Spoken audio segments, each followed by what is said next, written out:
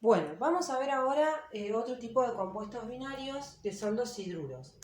La forma general de los hidruros tiene que ver con si esos hidruros están formados, como decíamos, por metales o por no metales. Vamos a ir viendo primero los hidruros metálicos. Los hidruros metálicos, en general, tienen la siguiente forma. Se escribe el metal, que los metales tienden a formar cationes con facilidad, por lo tanto tienen un número de oxidación positivo, y en este caso el hidrógeno actúa con -1 como número de oxidación. Para formar el hidruro lo que se hace es cruzar los números de oxidación. En el caso de los hidruros no metálicos, los no metales, tienden a formar aniones con facilidad. Por lo tanto, tienen un estado de oxidación negativo. Entonces, en este caso, el hidrógeno actúa con estado de oxidación positivo. Para formar un hidruro no metálico, también se cruzan los números de oxidación. Tengan en cuenta que esto es importante porque seguimos con esa misma regla que habíamos hablado cuando vimos la nomenclatura de óxidos, que siempre el elemento más electronegativo de los dos, es decir, el que tiene el estado de oxidación negativo, se escribe en la fórmula en segundo lugar. Y el elemento que tiene el estado de oxidación positivo se escribe primero en la fórmula. Vamos a ver ahora con más detalle cómo se nombran y se formulan estos hidruros. Los metales tienden a formar cationes con facilidad. Por lo tanto, en este caso el sodio tiene estado de oxidación +1 y el hidrógeno tiene estado de oxidación -1. Para formar el hidruro lo que hago es cruzar los números de oxidación, por lo tanto el subíndice 1 me queda acá y el del sodio me queda acá. Por lo tanto, el hidruro que voy a formar tiene esta forma. Para nombrar los hidruros, en este caso el sodio tiene un solo estado de oxidación. Por lo tanto, acuérdense que siempre voy a nombrar primero el elemento más electronegativo, el que tiene el estado de oxidación negativo. Por lo tanto, al hidrógeno lo voy a nombrar con la palabra hidruro, la preposición de y el nombre, en este caso, del metal. Vamos a ver otro ejemplo. En el caso del calcio, el calcio tiene solamente estado de oxidación +2 y el hidrógeno estado de oxidación -1. Para formular el hidruro lo que tengo que hacer es realizar el cruce de los números de oxidación, por lo tanto el hidruro que se forma tiene esta forma, esta estructura. Para nombrar también, como el calcio tiene solamente un estado de oxidación, lo voy a nombrar como hidruro de calcio. Ahora, ¿qué pasa si tengo que formular un hidruro en donde el elemento actúa con más de un número de oxidación? Como por ejemplo, cuando formo un hidruro con el cobre. El cobre, según la tabla periódica, tiene dos estados de oxidación posibles, que son +1 y +2. Entonces, en el caso de que esté utilizando el estado de oxidación +1, cuando hago el cruce, el hidruro que formo me queda de esta manera.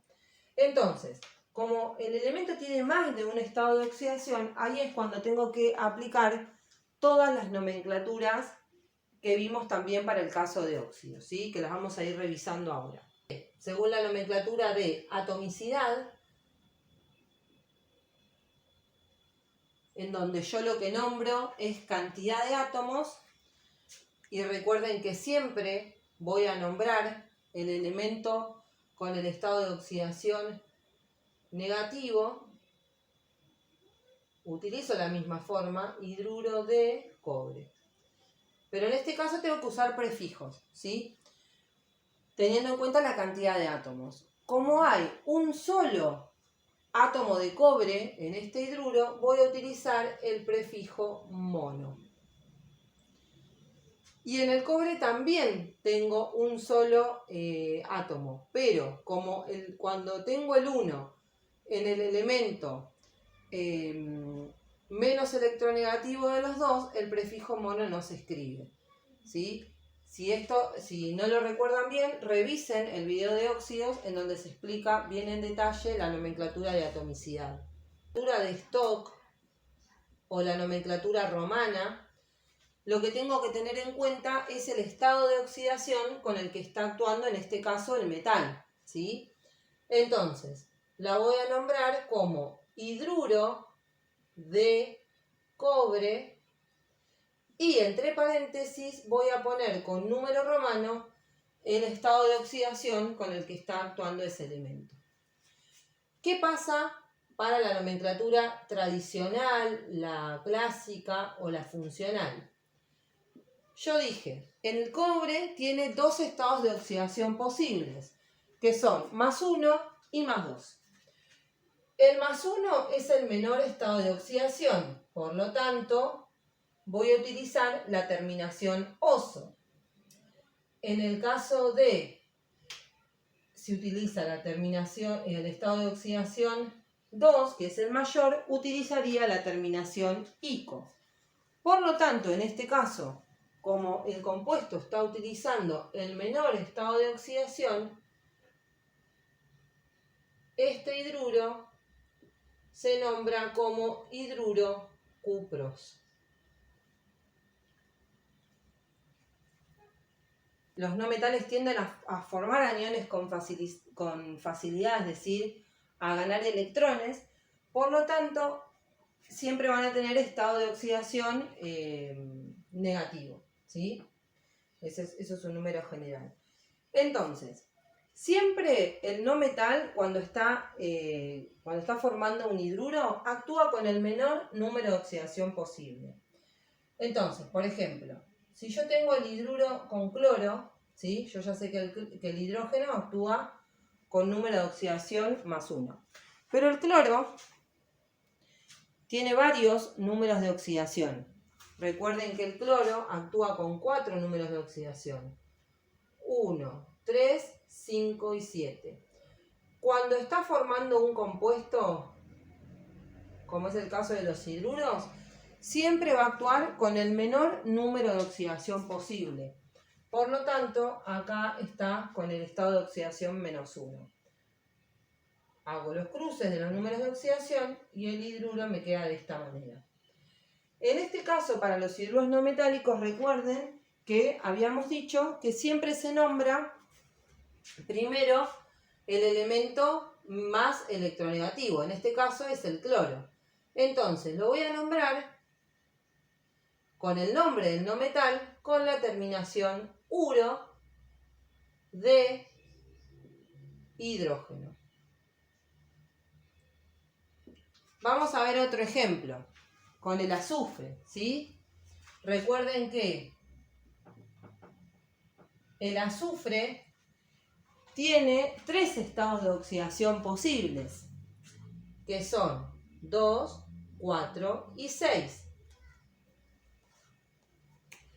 El 2 se utiliza para compuestos que no son oxigenados, es decir, para compuestos que no tienen oxígeno, como es este caso, ¿sí?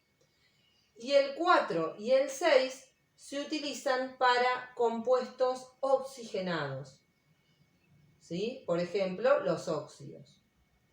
Entonces, en este caso, el azufre actúa con el menor estado de oxidación posible. ¿Cómo lo voy a nombrar? Lo voy a nombrar también, nombrando primero el azufre, en este caso el no metal, con la terminación uro. Sulfuro de hidrógeno, ¿sí? Recuerden lo que hablamos cuando vimos la nomenclatura de óxidos. Esto se repite para todos los compuestos. Primero voy a nombrar el elemento que tenga el estado de oxidación negativo y después voy a nombrar el elemento que tenga el estado de oxidación positivo. Vamos a ver cómo es la ecuación de formación de los hidruros. Recuerden que tengo que tener bien en claro siempre y tener presente la lista de los elementos diatómicos, ¿sí? Para saber si alguno de los elementos que están interviniendo en mi reacción están presentes en forma de moléculas combinadas consigo mismas. Entonces, imagínense, vamos a plantear la ecuación de formación para este hidruro que hicimos anteriormente. Los reactivos, o sea, este hidruro está formado por el sodio y por el hidrógeno. O sea, estos son mis reactivos de la reacción. Por lo tanto, voy a escribir el sodio. Recuerden que el más quiere decir se combina con el hidrógeno para dar, y acá escribo el hidruro que formé. Entonces, recuerden que tengo que mirar, como les decía recién, la lista de los elementos diatómicos. Me fijo y el hidrógeno está en mi lista de elementos diatómicos, por lo tanto, del lado de los reactivos lo tengo que escribir con un subíndice 2. Lo que tengo que hacer ahora es empezar a contar para que se cumpla esa ley de conservación de masas. Tengo un átomo de sodio del lado de los reactivos y 2 átomos de hidrógeno del lado de los productos. Recuerden que ese 2 me está indicando cantidad de átomos. Y de este lado tengo un átomo de sodio y un átomo de hidrógeno. Por lo tanto, esta ecuación no está balanceada. Para poder balancearla, lo que tengo que hacer es agregar números, que los puedo agregar adelante de mis reactivos o de mis productos, ¿sí? No lo puedo agregar acá, no puedo cambiar el número de acá, ni puedo cambiar los subíndices de este hidruro, ¿sí? Entonces, yo tengo 2 átomos de hidrógeno del lado de los reactivos. Como del lado de los productos tengo 1, lo que puedo hacer es agregar un 2 adelante que afecta a todo mi hidruro. Es decir, que ahora tengo 2 átomos de hidrógeno, igual que del lado de los reactivos, pero tengo 2 átomos de sodio. Por lo tanto, del lado de los reactivos también tengo que agregar un 2 para que la ecuación quede balanceada.